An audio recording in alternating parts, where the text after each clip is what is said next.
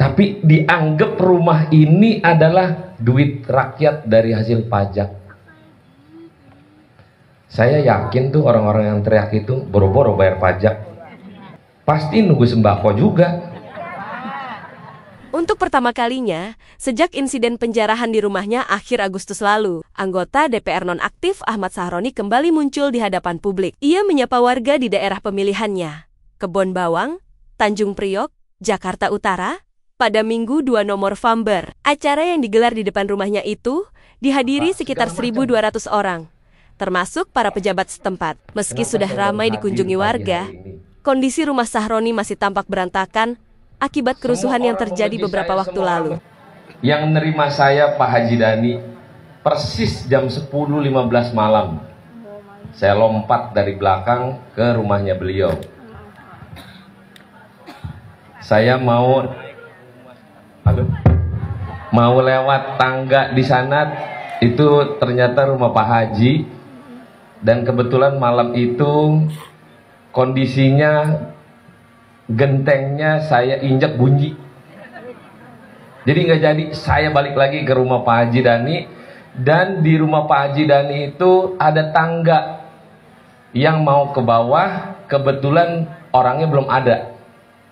Nah, orang naik lagi mencari saya.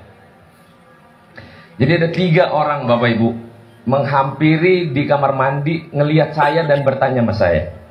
Kebetulan muka saya kasih debu, dan sebelumnya saya ngumpet di atas plafon. Plafonnya nggak kuat, saya jatuh. Akhirnya plafonnya saya hancurin sekalian, tapi pintu kamar mandinya saya buka. Kalau Bapak Ibu tahu, saya kayak main film, dramanya luar biasa.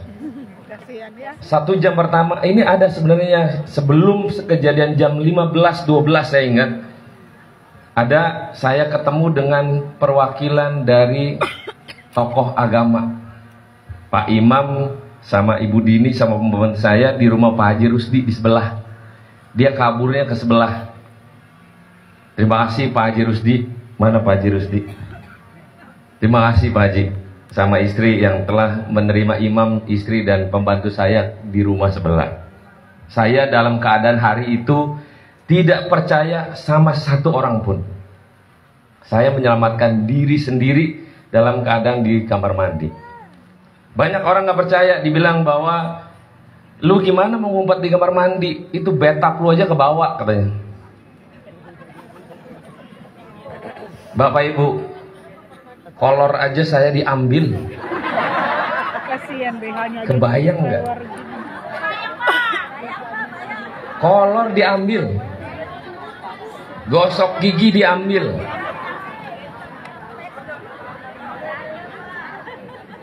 Bapak Ibu, mohon maaf sebelumnya kalau ada tetangga anaknya ditangkap polisi, saya nggak tahu menau, karena ikut serta ngejarah di rumah ini. Kemarin ada yang datang minta tolong untuk dibebasin. Saya bilang, kenapa Bapak Ibu nggak jaga anaknya? Pasti warga Kebon Bawang waktu hari itu saya pahamin kondisinya, ngelihat orang brutal begitu. Saya 1 jam pertama duduk Bapak Ibu, sudah berserah diri kepada Allah Subhanahu wa Ta'ala. Kalaupun hari itu saya meninggal, saya udah ikhlasin. Tapi saya ikhlas, kenapa saya mesti ada di rumah hari itu?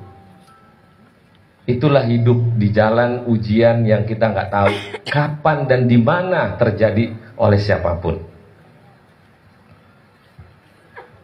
Tapi ini satu pelajaran. Memang saya mengatakan tolol Bapak Ibu, bukan pada masyarakat. Saya nggak bilang bahwa masyarakat tolol, enggak sama sekali. Itu framing yang dilakukan oleh orang-orang. Entah siapa orangnya, akhirnya membenci begitu hebatnya kepada saya. Anak istri saya disumpahin anak jahanam, durhaka, segala macam. Kenapa saya baru hadir pagi hari ini? Semua orang membenci saya, semua orang mencari saya. Bapak Ibu, saya alhamdulillah tidak korupsi. Tapi dianggap rumah ini adalah duit rakyat dari hasil pajak. Saya yakin tuh orang-orang yang teriak itu boro-boro bayar pajak. Pasti nunggu sembako juga. Sayang Bapak Ibu, konteks politik di dalam ruang publik ini di frame orang yang nggak ngerti kondisinya.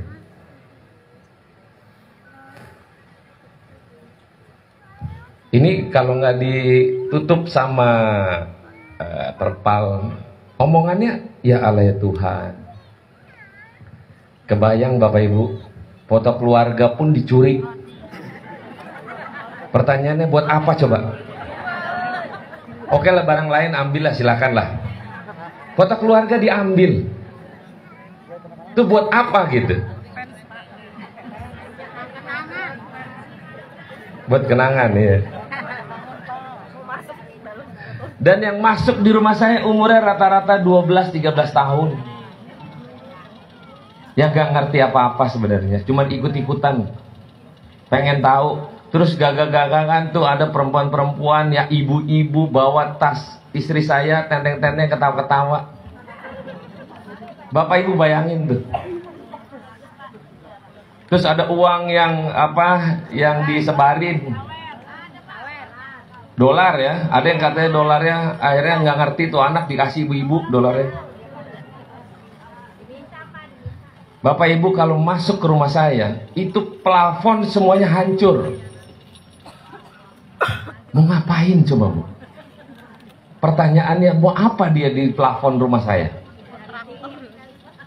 Diisukan di rumah ini ada uang 300 miliar. Makanya dia nyari kali ke plafon. Jadi isu yang beredar di TikTok Bapak Ibu, kebayang